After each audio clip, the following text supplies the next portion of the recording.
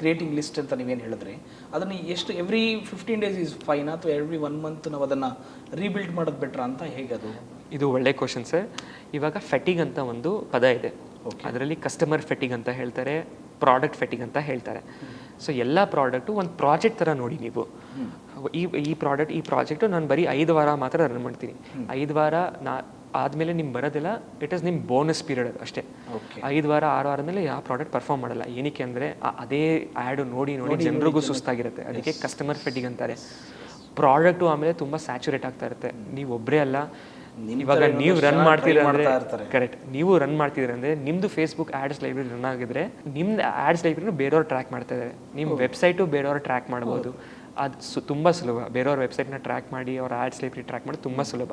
ಇವಾಗ ಇದು ಪ್ರಾಡಕ್ಟ್ ಬಂದ್ಬಿಟ್ಟು ಒಂದು ಸ್ಪೆಸಿಫಿಕ್ ನೀಶಲ್ಲಿರುತ್ತೆ. For example home and kitchen, ಅದು ಒಂದು ನೀಶಲ್ಲಿ ಈ ಪ್ರಾಡಕ್ಟ್ ಕ್ಲಿಕ್ ಆಯ್ತು ಅಂದ್ಕೊಳ್ಳಿ.